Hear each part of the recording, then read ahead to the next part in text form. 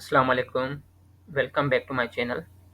Guys आज जो है मेरा यूनिवर्सिटी का 2018 का जो पेपर हुआ था 2 सितंबर, तो उसका पार्ट 1 में मैंने ऑलरेडी डिस्कस किया हुआ है आप लोग के साथ। इसमें हमने केमिस्ट्री और इंग्लिश के जो है एमसीक्यूज़ कर लिए थे, ठीक है। अब जो है हम बायोलॉजी और फिज़िक्स के जो 2 सब्जेक्ट्स अभी रह गए, तो वो कर लेंगे इंशाल्लाह, ठीक है। उसके साथ-साथ में जो है हमारे अपनी वो ओपर वर्चुअल अकेडमी है, ठीक है। वहाँ जहाँ पे हम सारे पेपर्स जो है म्यूट के जो हम करा रहे हैं, उसपे हमने डिस्काउंट भी रखा हुआ है, ये ठीक है। फैकल्टी भी है, उसके अलावा डिस्काउंट है आप लोग के साथ जो है 7 के, अगर डिस्काउंट में हम 5 के लेंगे आपने, उसमें जो है 2 महीने का आप लोग को क्लासेस भी दिए जाएंगे और उसके अलावा जल्दी-जल्दी, और इसके अलावा म्यूट पास पेपर जो है आप लोग को कराए जाएंगे, ठीक है। जिस जो भी इंटरेस्टेड हो नंबर दिया हुआ है, आप रब्ता कर सकते हैं, ठीक है। तो चलते हैं।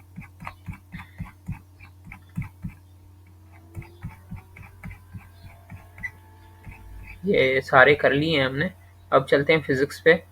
लिखा है what is the unit of energy. Energy का यूनिट क्या है? जॉल, ठीक है। उसके अलावा क्वेश्चन नंबर 2 है एम के S unit of pressure. Pressure जो है, प्रेशर का यूनिट क्या है एम के एस में? वो है पास्कल। उसके अलावा लिखा है unit of intensity of sound. Sound intensity of sound का यूनिट क्या है? वाट मीटर स्क्वायर, ठीक है। ये इस तरह भी आ सकता है कि मीटर स्क्वायर ऊपर चला जाएगा तो मीटर -2 हो जाएगा, तो वाट पर मीटर स्क्वायर। क्वेश्चन नंबर 4 है if I comma J and K are unit vectors along x axis y axis z axis then i dot J is equal to J dot K is equal to I dot K, ठीक है। तो ये किसके equal होगा? तो आपका 0 के equal होता है। ये होगा कि जब आप लोग के पास आई डॉट जे, दोनों के बीच में एंगल क्या बनेगा 90 का, और i dot J is equal to i j cos theta बनेगा, और कॉस 90 जो है वो 0 के इक्वल होता है, तो आप 0 करेंगे तो पूरा आंसर 0 आ जाएगा, ठीक है। Formula for calculating the wavelength of light in Michelson interferometer. अच्छा, ये डायरेक्ट पूछा हुआ है कि माइकलसन इंफेरोमीटर में जो फार्मूला होगा वेवलेंथ का वो कौन सा होगा? x is equal to 2m lambda. Question number 6 है equation of Newton's law of motion.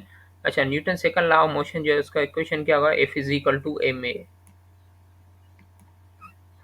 The centripetal force through which the moon orbits the earth is equal to, ये बोल रहा है कि सेंट्रीपिटल फोर्स के मुताबिक क्या है कि जो मून जो है वो ऑर्बिट के अराउंड जो है घूम रहा है, सॉरी मून जो है वो अर्थ के इर्द गिर्द घूम रहा है ऑर्बिट में, तो वो किसके इक्वल होगा? वो क्यों घूम रहा है? मतलब simple, gravitational force of earth on moon, gravitation force of moon on earth, या gravitation force of sun on moon, या gravitation force of moon on sun. तो याद रखें ग्रेविटेशनल फोर्स जो है अर्थ में है, ठीक है। तो उसकी वजह से जो है मून जो है उसको अट्रैक्ट करके रखा हुआ है अर्थ ने, ठीक है। वो इसीलिए वो ऑर्बिट में घूमता रहता है। क्वेश्चन नंबर 8 है free fall of motion is caused by dash force.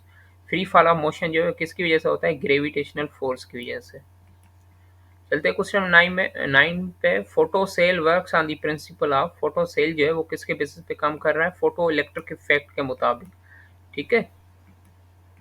क्योंकि इसमें भी सेल इलेक्ट्रॉन्स यूज होते हैं, इलेक्ट्रिसिटी यूज होती है, मतलब फोटोन जो है इसमें भी यूज होता है फोटो सेल में, और फोटो इलेक्ट्रिक इफेक्ट में भी फोटॉन्स यूज होते हैं, तभी फिर ये फोटो इलेक्ट्रिक इफेक्ट काम करता है। क्वेश्चन नंबर 10 है resistance of a conductor is directly proportional to the. Resistance जो है वो डायरेक्टली प्रोपोर्शनल रखता है आपका जो है वो लेंथ से, ठीक है। ये रेजिस्टेंस जो फार्मूला है R is equal to rho L upon में ए। एल जो है वो लेंथ है, ए जो है वो एरिया है, और रो जो है वो रेजिस्टिविटी है। R is equal to rho L upon में ए, ठीक है।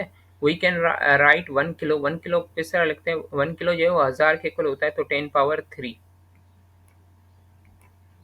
उसके अलावा क्वेश्चन नंबर 12 है if a vector is donated by A then its x component will be written as. एक वेक्टर है जो ए वेक्टर है, और उसका जो है वो कौन से कंपोनेंट पे जो है वो रिलाई कर रहा है? वो एक्स कंपोनेंट पे। तो एक्स कंपोनेंट पे कोई भी चीज़ होती है तो वो आपका कॉस थीटा एंगल बनता है वहाँ पे। तो ए कॉस थीटा। अब आपको देखना है, ये तो यहाँ तक तो क्लियर हो गया, ठीक। अब ये देखना है कि यूनिट वेक्टर कौन सा होगा, जे हेड होगा, आई हेड होगा, या के हेड। तो एक्स कंपोनेंट पे हमेशा यूनिट वेक्टर आई हेड होता है, तो ए कॉस थीटा आई हेड आपका आंसर हो गया। क्वेश्चन नंबर 13 पे चलते हैं। The unit vector of a vector A magnitude 2, एक वेक्टर है ए, उसका मैग्नीट्यूड जो है वो 2 है। तो हमने पढ़ा रखा है यूनिट वेक्टर में कि वो अपने ही मैग्नीट्यूड से डिवाइड होता है। एक ऐसा वेक्टर, यूनिट वेक्टर, जो अपने वेक्टर के साथ ही, अपने मैग्नीट्यूड के साथ ही डिवाइड होता है। जैसे वेक्टर ए है, इसका मैग्नीट्यूड क्या होगा 2, तो ये डिवाइड होगा ना a/2। क्वेश्चन नंबर 14 है, elastic collision is that collision during which momentum is conserved, energy is conserved. ठीक है, एनर्जी कंजर्व है इसमें। क्वेश्चन नंबर 15 है, when a body is throne upward making an angle of theta with horizontal and moves freely under the action of gravity, it is called the, ये directly जो है definition दी हुई है projectile motion की। Question number 16 है, एक satellite है remain in orbit, orbit में घूम रहा है अराउंड द अर्थ, अर्थ के around, due to centripetal force, centripetal force की वजह से, प्रोवाइडेड बाय, इसको हम क्या बोलते हैं, gravitational pull of the sun on satellite, gravitational pull of earth on the satellite, या फिर rocket engine attach to the satellite. तो ग्रेविटी ऑलरेडी पता है कि अर्थ के पास है, इसीलिए वो सैटेलाइट के पास जो अपने जो है वो अट्रैक्ट करके रखा उसने। क्वेश्चन नंबर 17 है कि एक ऐसी field is said to be conservative field है if the work done along the closed path, उसमें वर्क डन जो होगा क्या होगा, जीरो। ठीक है, कंजर्वेटिव फील्ड में हमेशा वर्क डन जीरो, या फिर सर्कुलर पाथ में हमेशा वर्क डन जो होगा वो जीरो ही होगा। The body is said to be in equilibrium of all the forces and torques will become equal to the zero, एक ऐसा बॉडी जहाँ पे चारों तरफ से जो है वो फोर्सेस लग रहे हैं, तो जो फोर्सेस अपोजिट में होंगे, ठीक है, तो वो आपस में कैंसिल होते जाएंगे और वो बॉडी वहाँ पे वहाँ भी पड़ा होगा, तो उसको हम बोलते हैं क्या, वो बॉडी इक्विलिब्रियम में है। क्वेश्चन नंबर 19 है, the distance between two consecutive nodes or antinodes is the same और इक्वल टू दी, डिस्टेंस बताना है आप लोग को कॉन्जिक्यूटिव नोड्स और नोड के बीच में, एंटी नोड के बीच में, तो वो इक्वल होता है हाफ ऑफ वेवलेंथ के इक्वल, लैम्डा अपान में 2 के इक्वल होता है। ठीक है,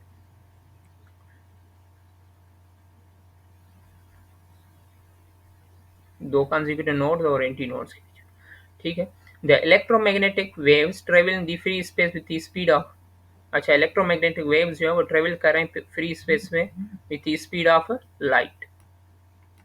क्वेश्चन नंबर 21 है, a Wheatstone bridge is most sensitive when, wheat stone bridge जो है मोस्ट सेंसिटिव है जब आपका उसका क्या होगा, रेशो आर्म जो है वो इक्वल होगा 1 के, या रेशो आर्म जो इक्वल होगा 2 के, या एनी वैल्यू, या both A and B are true.